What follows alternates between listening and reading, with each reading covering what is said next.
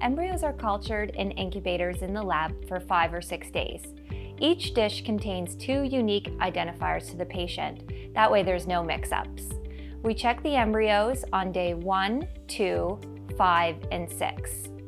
On day 1, we look for the signs of fertilization. We expect about 65 to 70% of eggs to fertilize and become zygotes. On day 2, we look for these zygotes to become embryos, which means they should be between 2 and 4 cells each, and we grade them between 1 and 4. We'll call you on day 4 with an appointment time and instructions for transfer on day 5. However, there won't be an update on the embryos as we've kept them tucked away safe and sound for day 3 and 4 in the incubator. On day 5, when you come in for transfer, we expect the embryos to be a blastocyst stage. About 50% of your embryos will reach the blastocyst stage on average. We expect them to be about 100 to 200 cells, and we grade them using the Gardner grading scale. We'll explain the scale to you and the grades of your embryos. Those that you don't transfer might be able to be frozen for use in a future cycle. If there are good quality embryos, you will have 1 to 2 of your best quality embryos transferred. We recommend single embryo transfer, but we'll consider transferring 2 embryos in specific cases. Some of your remaining embryos may meet our criteria for freezing. If we can freeze them, they can be used in a subsequent frozen embryo transfer cycle if your fresh transfer is unsuccessful or for a future attempt at another pregnancy. If there are embryos on day 5 that look promising but not yet ready to freeze, we will continue culturing them till day 6 and freeze them if they reach our criteria for freezing then, for potential later use.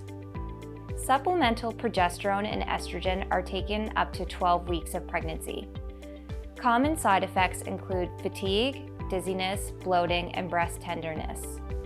You may have some spotting. That's normal. If you have heavier bleeding, please call the nurse's line and do not stop taking your medications. Try not to do a home pregnancy test, as sometimes you may receive a false positive. You will have a blood test done to determine if you are pregnant 14 days following your embryo transfer. Patients say that this is one of the most difficult times in the cycle, so please reach out to us if you have any questions or concerns. Ensure your support network is aware that you will need additional support during this time. Our nursing team will call you with your pregnancy test results as soon as they receive them. If the result is positive, we will arrange for you to have an 8-week ultrasound here at the clinic.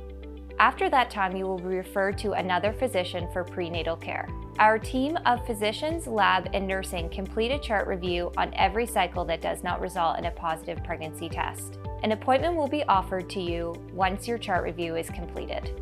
Our success rates for both fresh and frozen embryo transfers are amongst the best in the country. Our 2019 results are well above the 2018 national average. We are always evolving and changing our protocols to ensure that we have the best success rates possible for our patients. Success rates vary by age, with those under age 35 having the highest success. We are proud to report that our rate of multiple pregnancy is low, less than 15%, and largely due to single embryo transfers. Multiple pregnancies have many risks for both mother and child, so we strive for healthy singleton pregnancies. Over 70% of our patients who have fresh IVF cycles will have embryos to freeze for a future transfer at a later date. We strive for the best possible outcomes for our patients. Your success is our success. Most of our patients have frozen embryos from their fresh cycle to use in a subsequent frozen embryo transfer cycle. If not, you may choose to do another fresh IVF cycle. All patients are offered a chart review appointment after their cycle. IVF is not an exact science, and everybody's body does not respond in the same way. If you do not conceive in your fresh cycle, our team reviews your chart in detail and decides as a group what we could do differently to improve your outcome. These changes might include changing medication dosages, protocols, or considering donor sperm or eggs.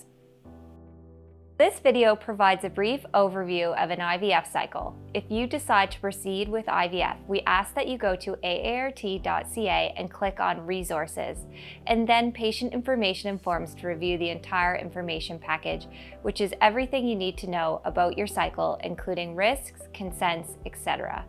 We take great pride in helping our patients and feel fortunate and honored to help them make their families. We wish you all the best on your journey and look forward to seeing you at your first appointment.